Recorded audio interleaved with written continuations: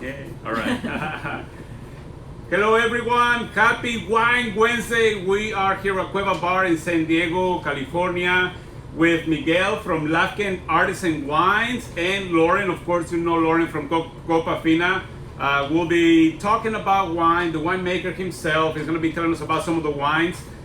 Some of you might have already had a different vintage, but we used to carry the Lafken Pinot Noir. It's really, really, really delicious wine. And of course, I'm going to let the go to Miguel to start telling us about his wines. But I hope that you're having a great day and hope that you learn at least one thing about wine. All right. Hello, everybody. I'll start with a little introduction about the wine estate. The wine estate started 10 years ago. We started 10 years ago producing wine, but the vineyards were planted at the late 80s. We're mainly focused on Cabernet, Carmener, and Petit Verdot, but we have a special line which is called the limited edition or single vineyard series, where I choose parcels or vineyards with very high quality grapes. I bring the grapes to our cellar and we crush them and produce these wines. So we're going to start with the Pinot 2014. All right, Pinot 2014.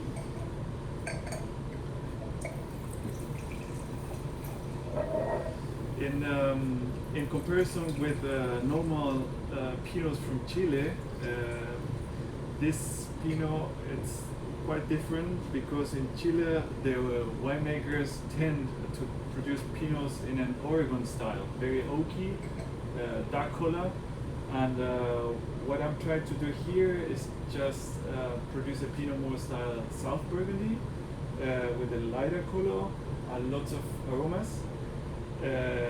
It's also been aged 12 months in barrels. 20% are new barrels, 80% second and third use. What kind of oak? All French oak. All French oak. We work only with French oak, but with different forests from France. Mm.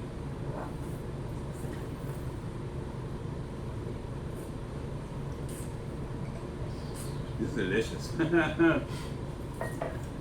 You notice that the oak is there, but it's well blended with the fruit, Yeah. red berries, Yes.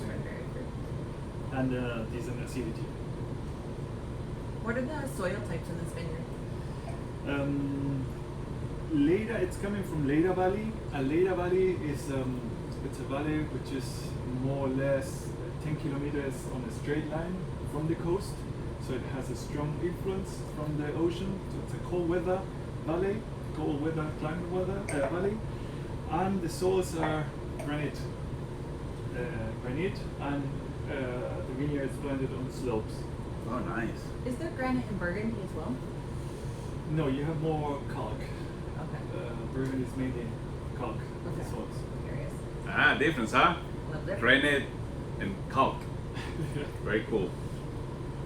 So the second one, it's a Carmener 2014. For those of you who are not familiar with Carmener, it's a cousin from Merlot, and we discovered this Carmener and rediscovered this Carmener in the 90s because we were having problems in our Merlot parcels, having certain sites or plots which were ripening later or earlier than other ones.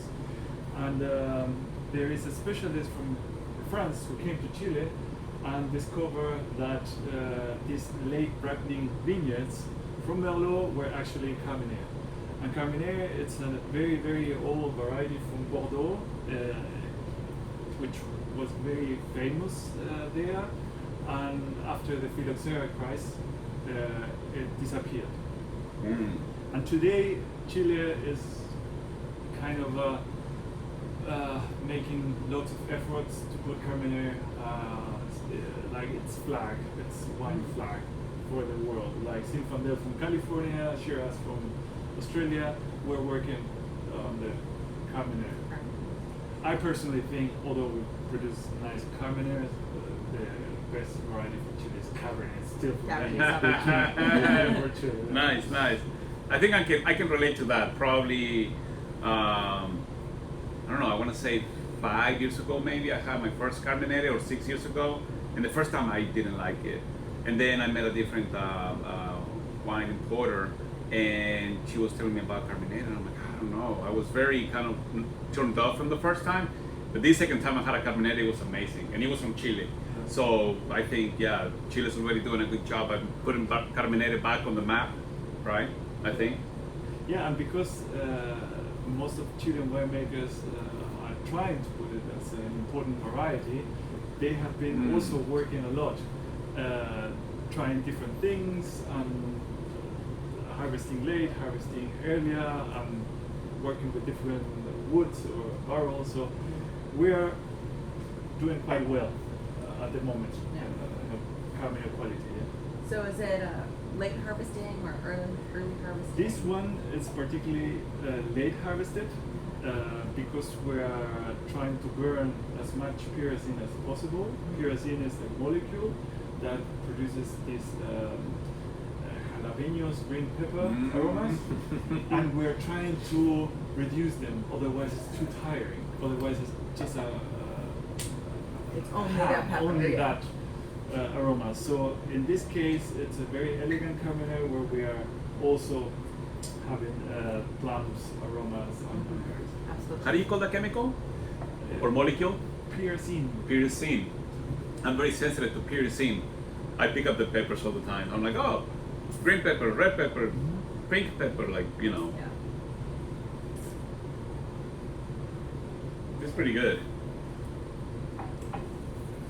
It's, for me, it's the best wine to introduce a red wine to somebody who's starting drinking wines, because it's not as it's not light as a Pinot, where people might think, oh, this is not wine. It's not as strong or heavy as a Cabernet might be, but it's something in between with lots of chocolate, very white palate. It's a nice wine to start with. Yeah. Easy drinking. Easy drinking, yeah. Easy drinking. The third one is the Cabernet, the one we are well known for, and it's 80% of the vineyard property is Cabernet, and we put lots of emphasis in making it our best wine. We have different parcels because we have different soils, alluvial, colluvial soils, but because we work with small tanks, we also fermentate differently. Alluvial parcels here in one tank, colluvial parcels in another tank. Oh. So at the end, it's quite fun because the wines taste completely different, although they are the same age vineyards. But after the wine has been made, it's fun because they're different and we can do different Cabernet blends. So that's on your same property. There's a parcel here and a parcel here, Exactly. and you ferment them separately, and they taste different. Yes, even though because they're they right have- next to each other, just because Yes, the soils are a little soil, different. Exactly. Wow. Soil makes a huge difference in a wine. And Miguel, you handcraft all your own oak barrels as well. That's correct. Yes, we do that. Handcraft barrels. That one is amazing. Here we have 30% to 40% new barrel, but again, as you said it, I toast my own barrels, and the idea is to bring up these blueberries, these blackberry aromas with the oak, but well blended. I try to go away from this traditional way of producing Cabernets, very oaky, like you have here in Napa as Right, well. compared to Napa. And the wonderful thing of Upper Maipo or Maipo Alto is that the tannins from these Cabernets are very silky, very round, very elegant. So I try to keep up with this elegancy, not over toasting the wine. Wow. What is the average elevation of this vineyard? The vineyard lays 700 meters. I don't know what's feet. 700 meters. Above sea level. That's about 7 football fields. About. Yeah, So but like high. 15. Oh, high, yeah, Like, sorry. like 1,500 feet high? 2,000 feet high? Something like that. It's like 2.5. I'm just thinking 100 meters is the side of the one side long-wise of the football, Yeah. plus a little more. I think, yeah. I think that's about 2,000 feet elevation. Yeah, that's enough. Yeah, that's a lot. So I mean, 2,000, 3,000 is good, right? Good Yeah. height. and we come to the last one, which is the blend. It's 2011, and this one is the top end of the production. It's a selection of 10 barrels from 300 barrels. Wow. Here the idea is to recreate the old blend from Bordeaux at the end of the 1800 with Cabernet 60%, 30% Cabernet, and 10% Petit Verdot. Ooh. And also, again, the idea is, as I described this wine, is the Cabernet Sauvignon is the column, Petit Verdot the shoulders, and the Cabernet at the stomach. So you have a very well integrated body of wine. I like it. Wow, the aromas. Holy moly. Right? Beautiful. I wish you could be tasting this and smelling this and savoring. Oh my goodness. Mm-hmm. I Nice. don't even want to drink it. It smells so good. Mm.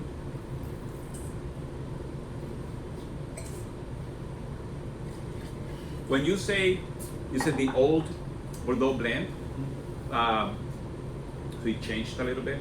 They don't produce it anymore, mainly because they don't have Cabernet. Yeah! That's awesome. Yeah. So they work a lot now with Merlot, Malbec. Cabernet Franc, Yeah. It's a new blend. Cabernet Sauvignon, yeah. Yeah.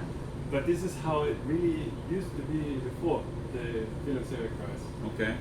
So, With the balance of the Cabernet and the Carmenere, you don't get the pyrazines on the nose as much. You get it a little bit, but Exactly.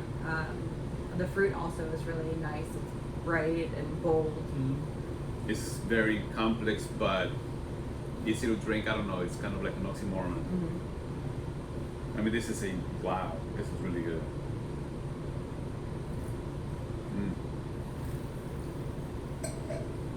And this wine was aged 28 months barrels, 40% new, and another 2 years bottle aging. So it's more or less 5 years before it's released in the market. Yeah. Oh, this one is delicious. And this is one of those wines that you could put in a cellar and age for a long time. Exactly. Very nice. And let's try the Riesling. Okay. Very Oh, there's a special Riesling. Oh, let me get a glass. Riesling. Yes, Riesling from Chile. That's new thing, huh? Miguel's been working. Yeah, definitely talk about your little background. Why Riesling? Why Riesling? Yeah, Why good question. In Maipo Valley, Chile. It's because I spent 10 years working in Europe, mainly in Germany. And when I came back in 2010, I felt a little bit homesick, missing Riesling. And due we're not a Riesling country, I searched for Riesling grapes in the cool climate valleys in Chile, and I found 3 hectares on a slope in the Casablanca Valley. And I asked this producer because he had another 200 acres of Sauvignon Blanc and Chardonnay, and he said to me, "Oh, we just put it all together with the Chardonnay and Sauvignon Blanc. It will be mixed, A blend. a blend, grape, Yeah. grapes blend." Yeah. And I asked him if I could try it, and I fell in love with it in 2011. And since then, I have a long-term contract. So I manage the vineyards along the year, and I decide when to harvest. And because the vineyards are quite close to the cellar, I am there at 7 in the morning harvesting, and at 9:30 already crushing the Wow. grapes in our cellar. And the style of this Riesling, it's a little bit away from the traditional Rieslings you might have already tasted, which are mainly sweet, very, very sweet, or dry bone. This one is more style Spätlese Halbtrocken, and it's with 15 grams per sugar and with a very high acidity, and that makes it very, it seems like dry, but it's full with natural sugar, and yeah, it's good to drink on its own, as to have some nice food. You're right, it's so balanced. You do get a little bit of the sugar, and I feel that mostly on the palate. It's a little weighty and silky, but then the acidity cleans it right up. Right after I swallow it, like, Exactly. and it just makes me craving another sip. It's the first of its kind, I taste. Yeah, like you said, it's not sweet and it's not bone dry. Yeah. Very nice. Very Thank nice. you, Miguel. Yeah, thank you, Miguel. This is awesome. Where besides Cueva Bar can San Diego people find this wine, Lauren?